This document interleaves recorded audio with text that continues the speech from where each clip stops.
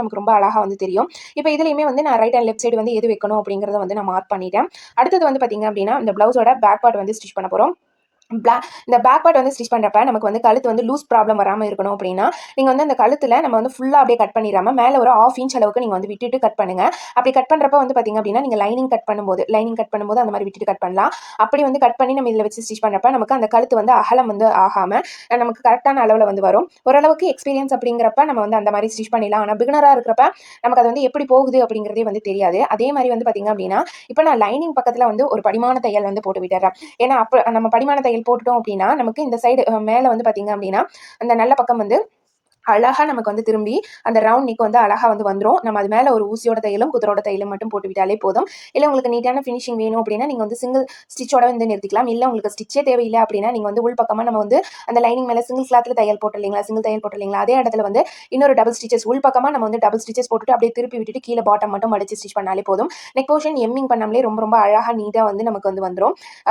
வேணுங்கிறவங்க அந்த மாதிரி ட்ரை பண்ணி பார்க்கலாம். ஒரு சிலர் வந்து பார்த்தீங்க அப்படின்னா டபுள் ஸ்டிச்சஸ் கேட்பாங்க, ஒரு சிலர் தையலே இல்லாமல் கேட்பாங்க. அவங்களுக்கு தகுந்த மாதிரி நம்ம வந்து ஸ்டிச் பண்ணி எடுத்துக்கலாம். இப்போ இந்த சைடு எல்லாமே நான் வந்து கட் பண்ணி விட்டுறேன். சின்னதாக வந்து கீழே ஒரு கட் கொடுத்துறேன். எக்ஸ்ட்ரா இருக்கிற கிளாத் எல்லாமே அப்பப்போ கட் பண்ணி விட்டுட்டோம் அப்படின்னா பார்க்கறதுக்கு நல்லா நீட்டாக இருக்கும். அதே மாதிரி அந்த பிசுறு இந்த நூல் இது எல்லாத்தையுமே அப்பப்போ வந்து கட் பண்ணி விட்டலாம். இப்போ கீழே பாட்டம் வந்து மடிச்சு ஸ்டிச் பண்ணிக்கலாம். கீழே பாட்டம் மடிக்கிறப்ப ஃபர்ஸ்ட் வந்து ஒரு 1/4 இன்ச் அளவில் நான் வந்து மடிச்சு தையல் போட்டுக்கிறேன். நம்ம அப்படியே வந்து டபுள் ஃபோல்டிங் பண்ணி மடிச்சு ஸ்டிச் பண்ணலாம். அப்படி பண்ணும்போது நமக்கு அந்த லைட்டாக வந்து ஆரம்பத்தில் கரெக்டாக வரும். அப்படியே போக போக போக போக பார்த்தீங்க அப்படின்னா நமக்கு லைட்டாக இழுத்த மாதிரி வரும். அப்போ நம்ம முடிக்கிறப்ப நமக்கு வந்து கொஞ்சம் துணி வந்து அதிகமாக இருக்கிற மாதிரி இருக்கும், சுருக்கம் வர மாதிரி இருக்கும். அதனால வந்து பார்த்தீங்க அப்படின்னா நீங்கள் ஃபர்ஸ்ட் ஒரு 1/4 இன்ச்சில் மடிச்சு ஸ்டிச் பண்ணிட்டு அதுக்கடுத்து நீங்கள் ஒரு 1/2 இன்ச்சில் வந்து அதுக்கப்புறம் நீங்கள் மார்க் பண்ண இடத்துல வந்து கரெக்டாக மடிச்சுக்கலாம்.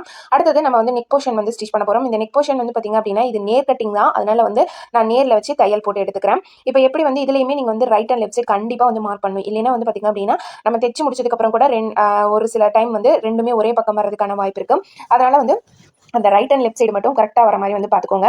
பார்த்துட்டு அடுத்தது வந்து பார்த்தீங்க அப்படின்னா அது மேலேயும் நான் வந்து ஒரு ஊசியோட தையல் வந்து போட்டு விட்டுறேன். நம்ம இந்த மாதிரி போடும்போது லைனிங் மேலே நீங்கள் போடணும். லைனிங் மேலே போட்டதுக்கு அப்புறமேலே நம்ம திருப்பி விட்டோம் அப்படின்னா நமக்கு அழகாக படிமானமாக அது வந்து திரும்பி வந்துடும். அதுக்கு முன்னாடி நீங்கள் லைனிங் மேலே போடாமல் நீங்கள் தையல் போடுறீங்க அப்படின்னா உங்களுக்கு வந்து அந்த அடித்துணி வந்து கொஞ்சம் உள்ளே போகிறதுக்கும் அந்த மேல் துணி வந்து கொஞ்சம் எப்படி சொல்கிறது அடித்துணி வந்து மேலே வந்துடும், மேல் துணி வந்து அடியில் வந்து போயிடும். அந்த மாதிரி துணி வந்து கொஞ்சம் எக்ஸ்சேஞ்ச் ஆகாமல் இருக்கணும் அப்படிங்கிறதுக்காக நம்ம அந்த இடத்துல ஒரு படிமான தையல் போடுறப்ப நல்ல ஒரு நீட்டான ஃபினிஷிங் வந்து இருக்கும். நல்லா நெக்குமே வந்து பார்த்தீங்க அப்படின்னா நமக்கு அந்த கழுத்துமே ரொம்ப நல்லா ஸ்டிஃபாக இருக்கும். அதுக்காக தான் இப்போ நம்ம கழுத்துக்கு மட்டும் வந்து பார்த்தீங்க அப்படின்னா மொத்தமாக 4 தையல் வந்து போடுறோம். முதல்ல வந்து வச்சு ஸ்டிச் பண்ணுறப்போ ஒரு தையல், அதுக்கப்புறம் அது மேலே லைனிங்கில் ஒரு தையல், அதுக்கப்புறம் மடிச்சு விட்டுட்டு அது மேலே ஊசியோட ஒரு தையல், அதுக்கப்புறம் குதிரோட ஒரு தையல், மொத்தமாக வந்து 4 ஸ்டிச்சஸ் வந்து நம்ம இந்த கழுத்து போர்ஷனுக்கு மட்டுமே வந்து போடுறோம். அது ஸ்டிச் பண்ணி முடிச்சதுக்கு அப்புறமேல் வந்து பார்த்தீங்க அப்படின்னா இதோட அவுட்டர் வந்து அப்படியே நான் வந்து தையல் வந்து போட்டு எடுத்துக்கிறேன். இது வந்து நம்ம நேர் கட்டிங் தான் அப்படிங்கிறனால நமக்கு அவ்வளோ அளவுக்கு வந்து துணியில் சுருக்கம் எதுவுமே வராது. அதுவும் இல்லாமல்